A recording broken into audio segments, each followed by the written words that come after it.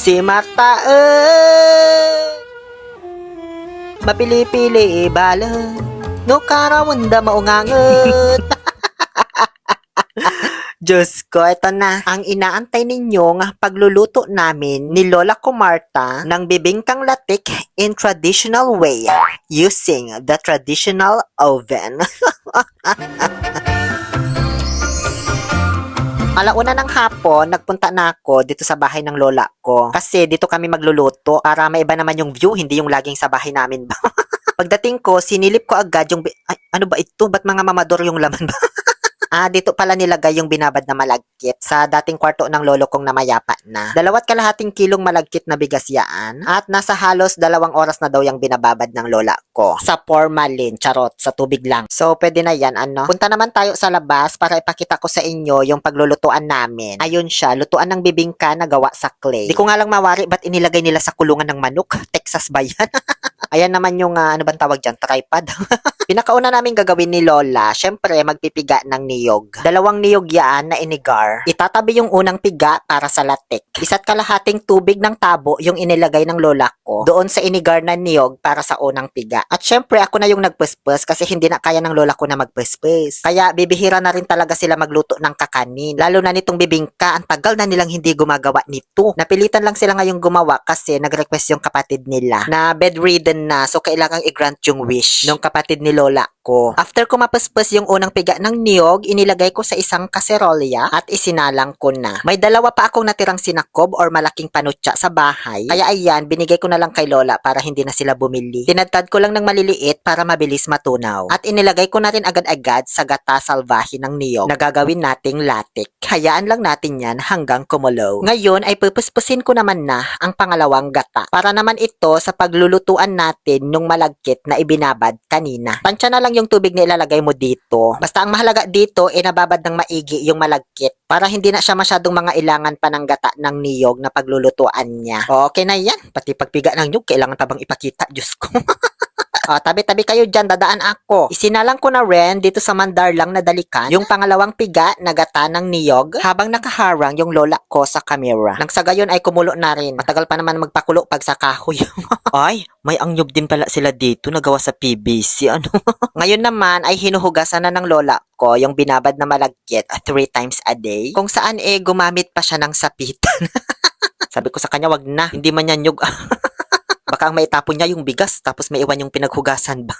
Papakulo na yung ginagawa nating latek kaya nilagyan na ng brown sugar. At condensed milk na ayaw ubusin ng lola ko kaya kalahati lang nilagay niya. Itatabi niya pa daw ito sa rep.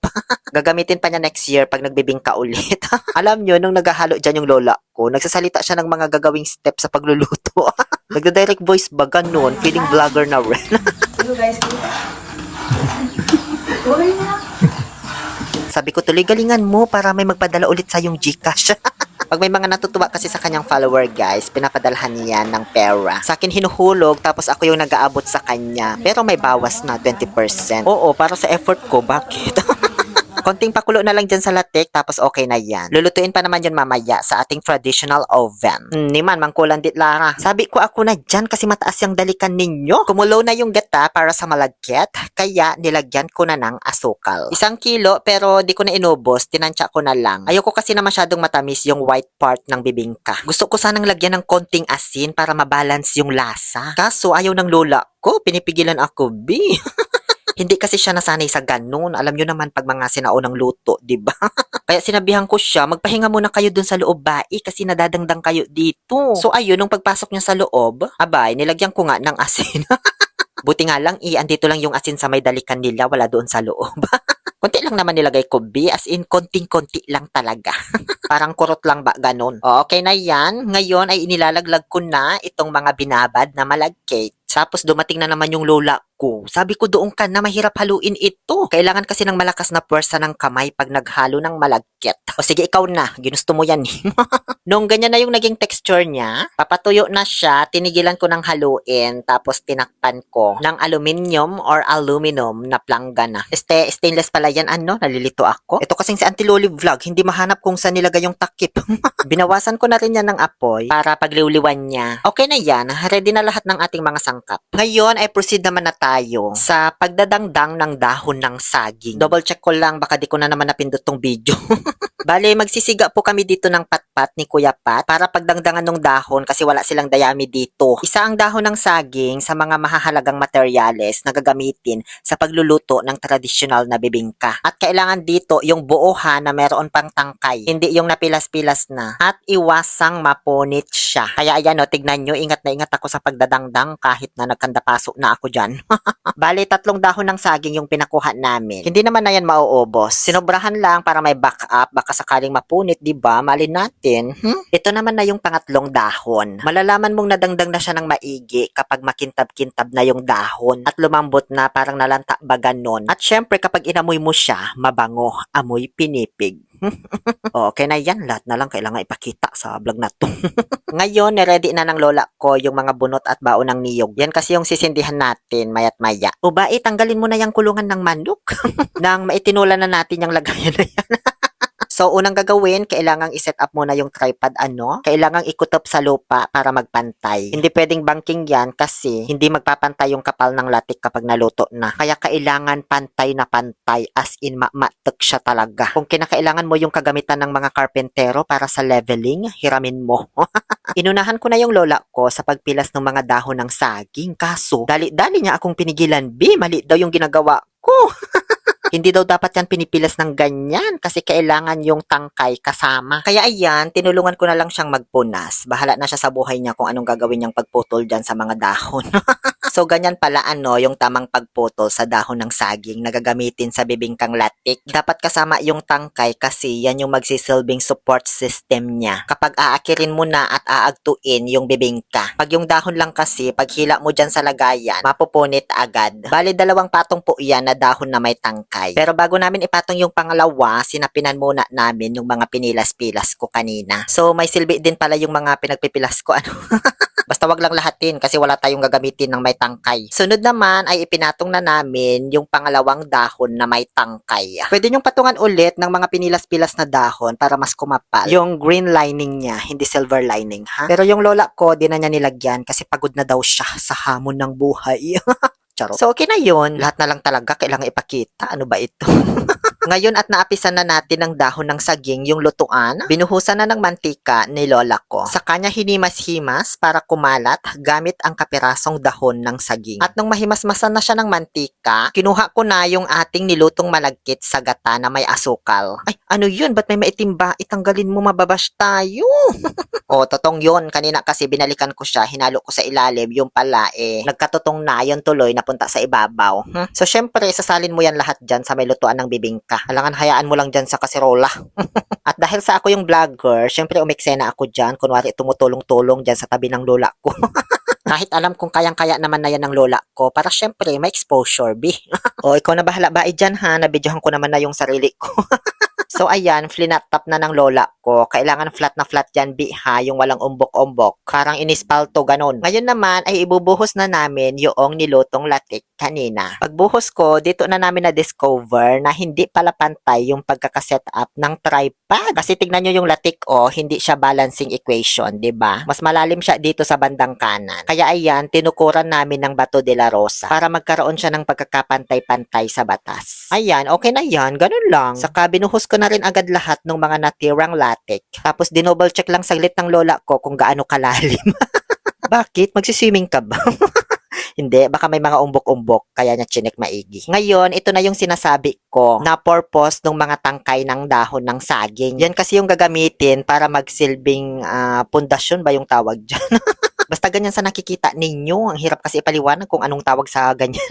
Pagpapatungan kasi siya ng aluminium na planggana. Nang sa ganon ay hindi dumikit or tumatsaw yung puwet niya doon sa latik natin. Ba ay hindi pa rin pantay. Tatapyasan ko ulit to.